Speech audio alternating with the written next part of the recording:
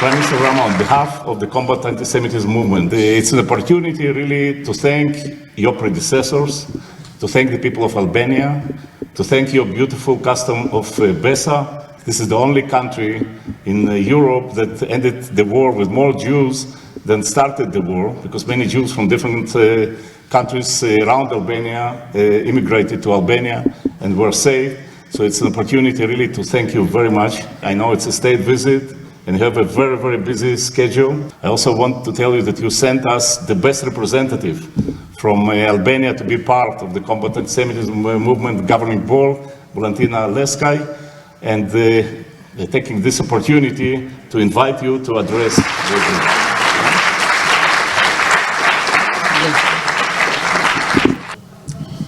It feels really great to be here because there is plenty to tell you, but I'm worried because you have nothing to eat yet, and I hope you will not think all the time that I have to stop and shut up so you can eat. Anyhow, I don't think I have much to add to whatever you all know, but maybe it's interesting to know a bit more about the case of Albania and how history developed totally differently.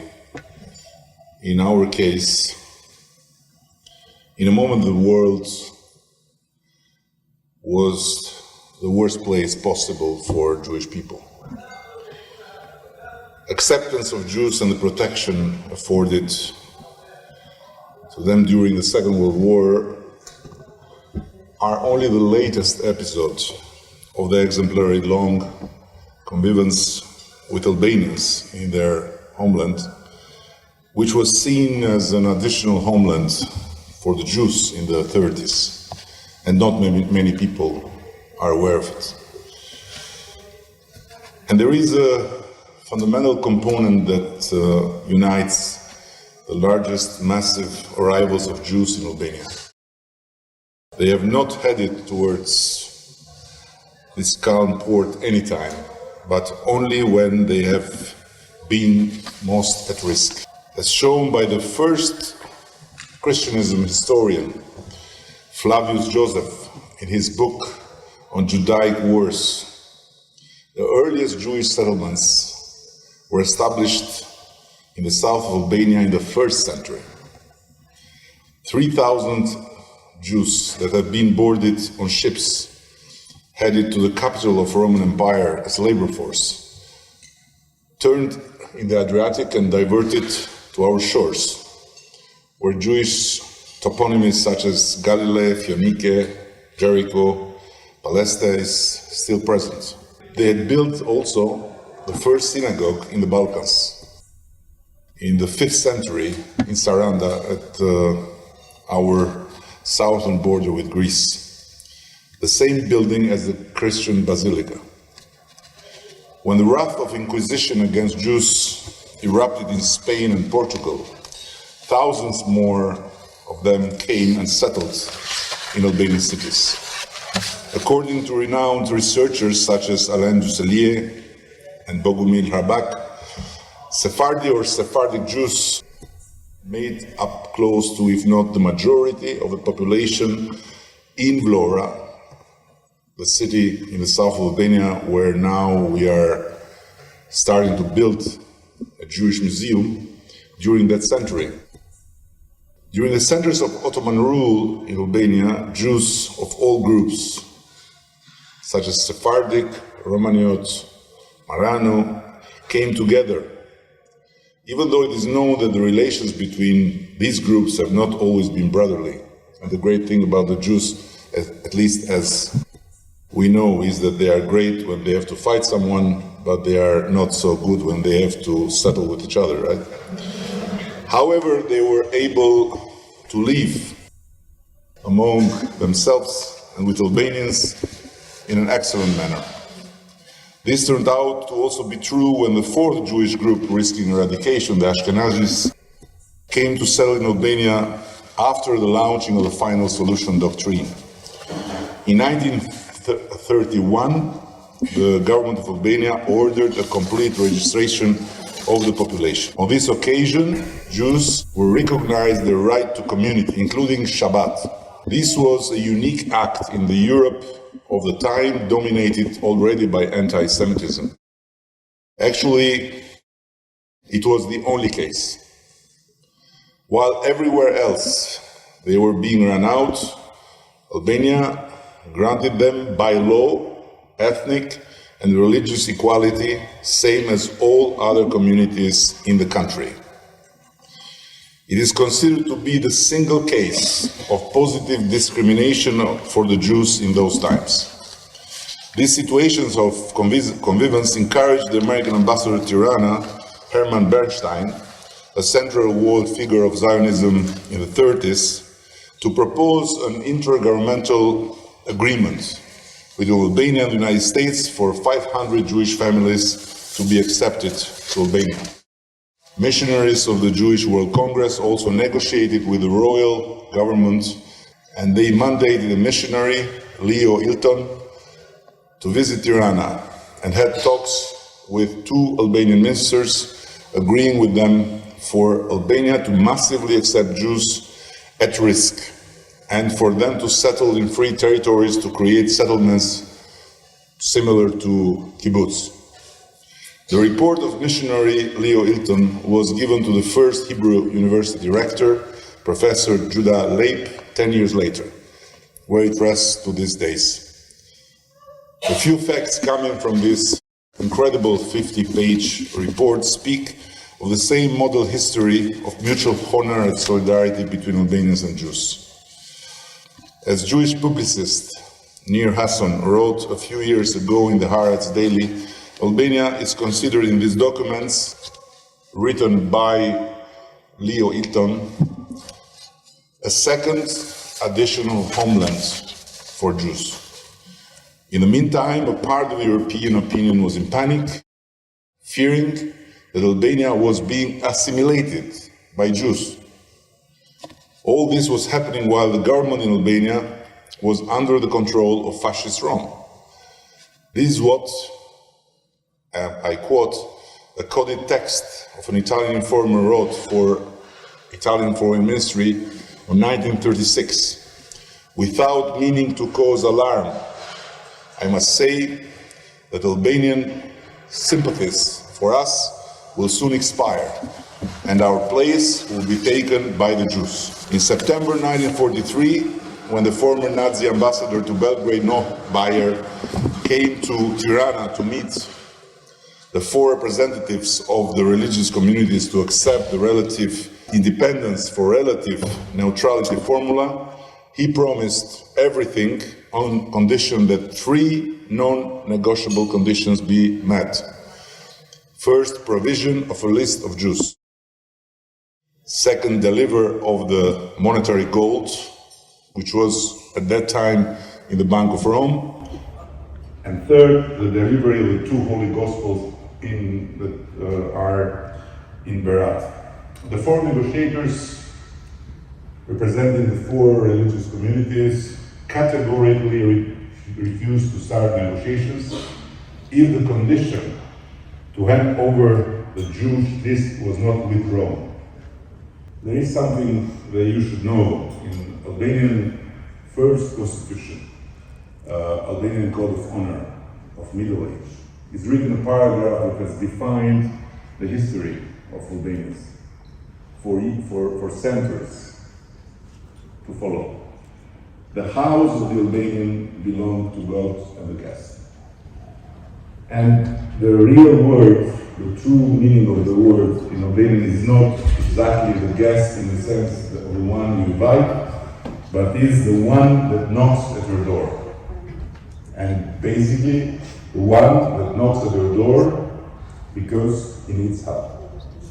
Betraying the guest, this guest, in the Code of Honor of Albania is an ultimate crime, unforgivable.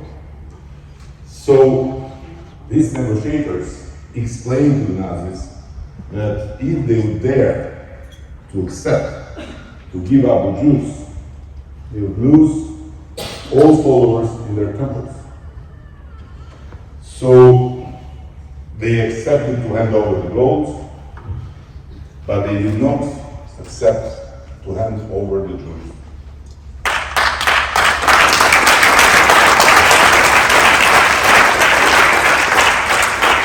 Nazis tried twice more,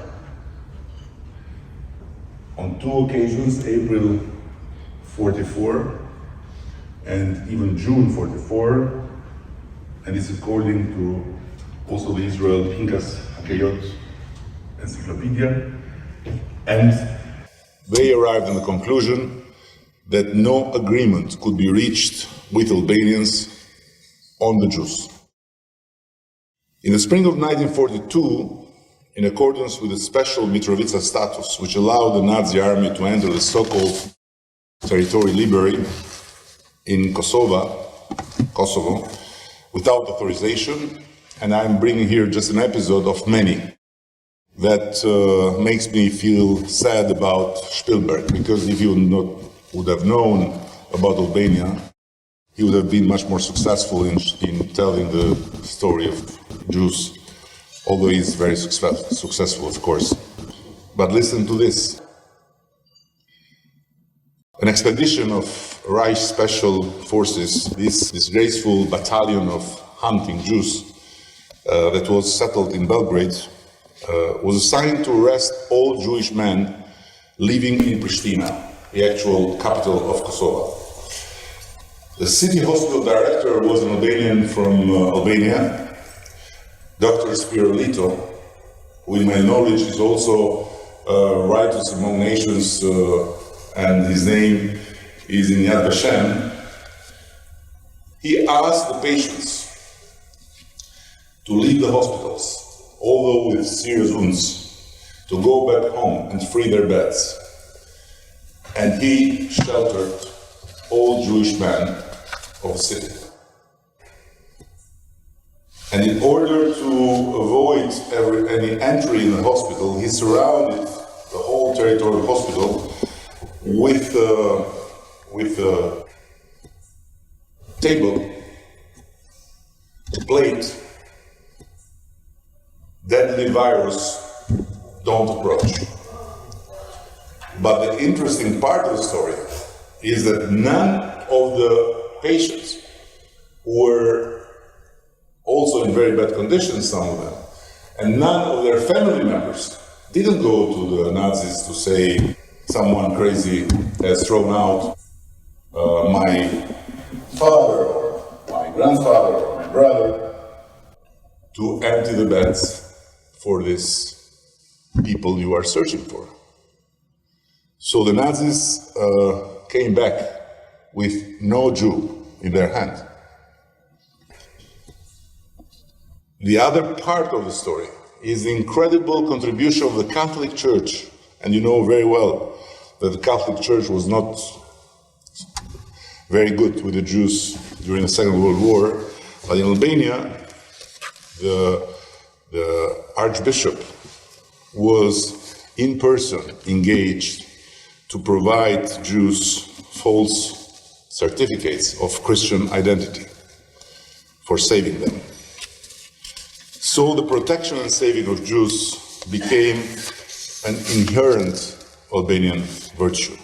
Of note is the case of 4 Jews, and this is another unique case in Europe, that were arrested. And there is a letter of exchange, guess what, between the Nazis and the collaborationist Albanian government, people that have been put there by the Nazis, which wrote to the Nazi command a request to free the Jews by paying a bail of 1,500 gold Napoleons for each of them. So this was shocking to the Nazis. But there is evidence documented that the collaborationist government insisted and finally freed these Jews by paying for them a bail. But it would be wrong to claim that no Jew died in Albania during the Holocaust. There were 17 of them, but they didn't die from being deported or being spied, but they died as anti-fascist participants in the liberation war and have been declared martyrs. Albania is the only country in the Balkans where the religious composition does not have a determining or a distinguishing role in regard to identity, where four religious communities already live together in what Pope Francis baptized when he visited, not as a religious harmony, but as a religious fraternity. And a fifth community, the Jewish one, was not an issue at all. So,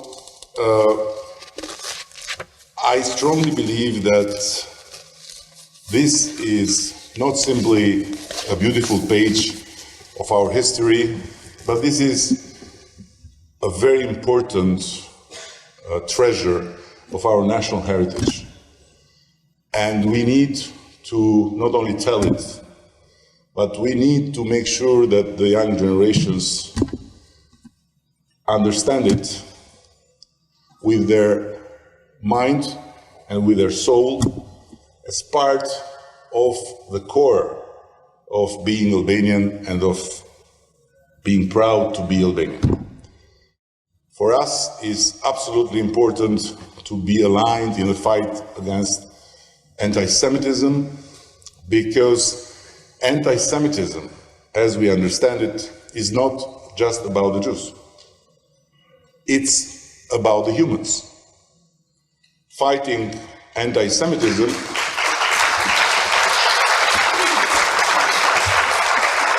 is not protecting the Jews or protecting Israel.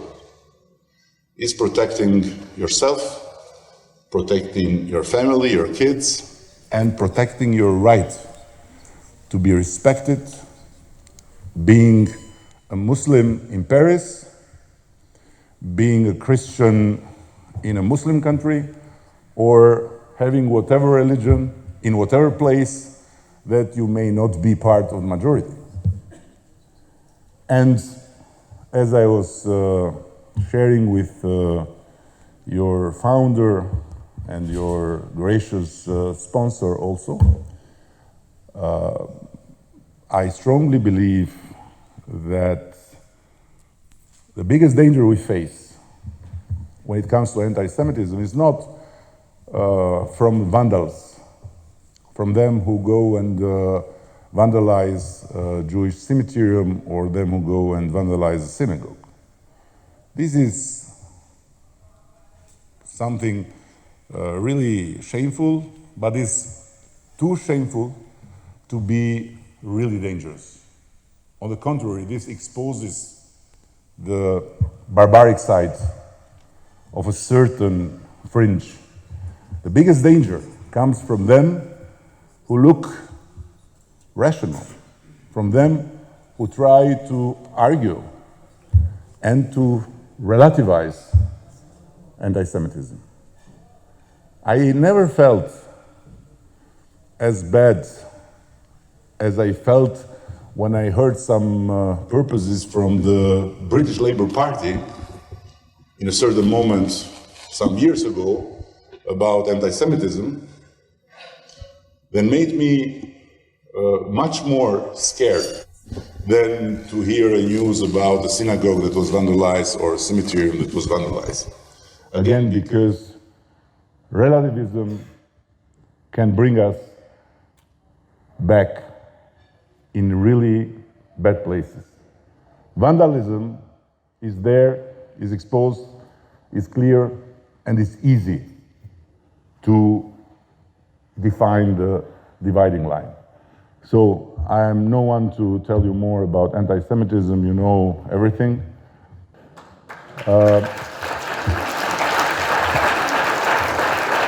My great-grandmother was a Catholic. She never went to university, but believe me, she had a wisdom uncomparable with all the scientists I know in Albania. And she used to tell me when my parents were unhappy with me, I was a kid, not an easy one, by the way. You can't become Prime Minister of Albania if you were an easy kid. And I got upset with them, and she used to tell me, don't worry, keep calm. Parents are like this, and you are a boy, and boys become men, and men are by nature not perfect and perfectable creatures. So you'll make mistakes all your life because you are a man. But there is one thing you should never forget. A man can afford to make mistakes, but cannot afford to be boring. So I hope I was not boring, and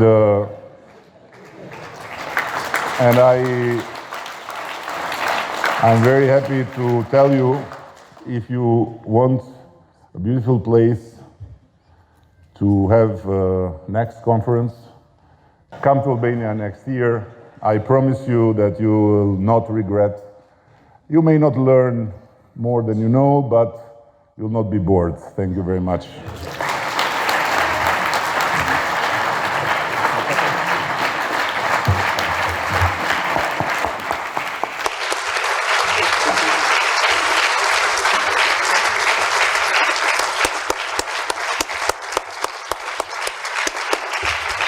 This is the standing ovation without us asking for standing ovation. So it says. No, you didn't ask, but you kept me here. So what they would do? They had to stand. There's a joke here in Israel about the difference between the English gentleman and the Jewish gentleman. So the English gentleman is coming and leaving without saying goodbye, and the Jewish one is saying goodbye but never leaving. So the same we do with the not boring speakers. So I think on behalf of Adam, we have elections here in a week time. And you have here like 150 people in the room. I guess most of them are going, except the ambassadors are going to vote. And we have no clue what people will be voting for. And, probably you have 300 opinions. So, but we do have one thing that guides us, and which is Torah, our book. And also when we come to synagogues, there are a lot of arguments. But then you have one leader that has this thing, which is the Yad, and he follows the Torah. And then everybody suddenly becomes aligned with what is happening. So I think that Adam, on behalf of Adam, Valentina, who is on both sides, would like to give you this special present for strong leadership. And once again, thank you for your country. Thank you very much.